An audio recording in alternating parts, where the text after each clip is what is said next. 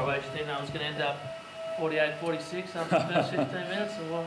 Yeah, that's not a coach's dream, the start of a game like that, stop-start and points going for and against. And yeah, it was, but you got to adapt to the situation. I thought the guys did well, to a stop-start game and eventually sort of sit it at 18 for quite a long period of time there against.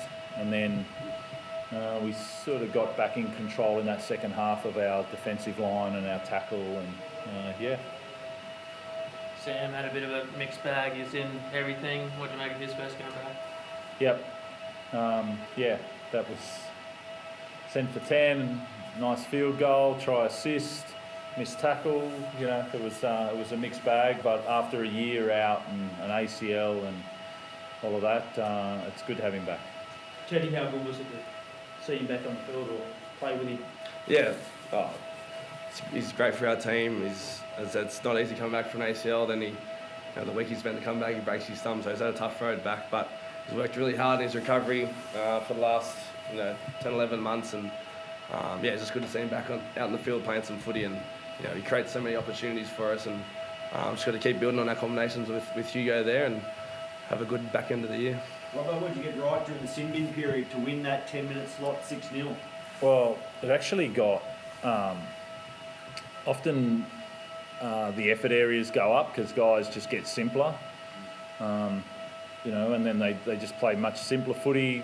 Their effort areas go up, and then you end up doing someone else's job, and that's what was probably lacking from both teams in that first half. And so.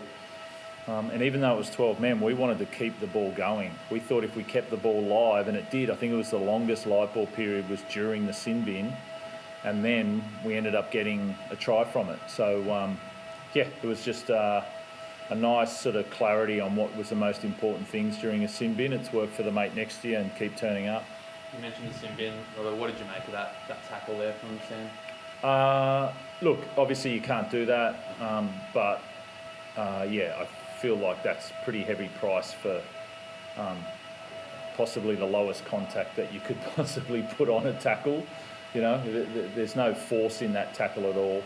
It was like the old schoolyard, kneel down behind them and push them over type thing. It's not something that we don't want to see, but there's no force in that. We've had guys be out for 6 weeks with MCLs with no penalties, and then all of a sudden we get to a sin bin for that. I was surprised at that. You mentioned serious injuries can be caused by that tackle, so you see a big difference between that and the one that CY copped a couple of weeks ago, Carl Lawton.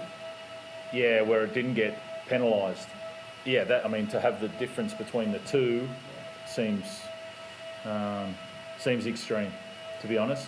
And you don't want it, Sam. You can't do that. You can't get in those positions. There's a risk of injury, and it should be penalised, and you don't want that in the game. But 10 minutes is a big price for no force and no injury. Sounds like you don't think Sam's going to miss any games then for it? If I can make that decision, I'd be a very happy coach, but that's not in my control. Do you think he's anything to worry about? Oh, I think I gave him an opinion on that.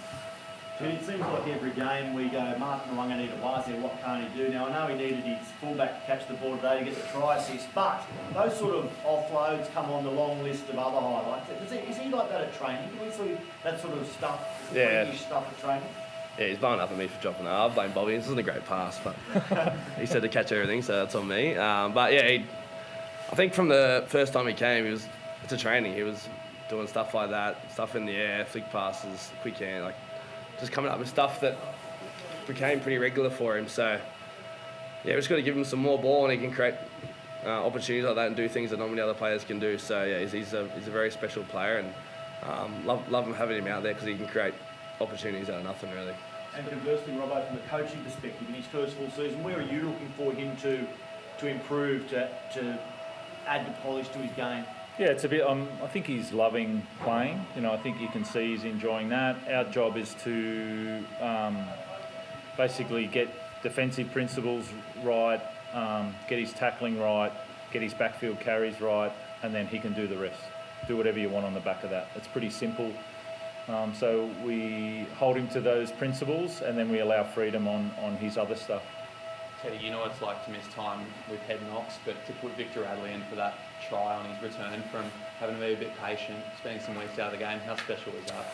Yeah, he's a key part of our team, Rad. So, you know, when he's back in our team, fills a lot of us with confidence. The way he plays the game is so important for us. So, you know, that's plays like that at the end. We're not calling that. We're just moving for each other, and that's what creates opportunities and tries at the back of it. So, yeah, it was awesome to have him back in the team, and you know, he's just a footy player. So, yeah, he's key for us. Had a bit of time off. He's come back fresh, and we're looking forward to the back end of the year with him. Is the headgear here to stay? We're going to have to get used to that?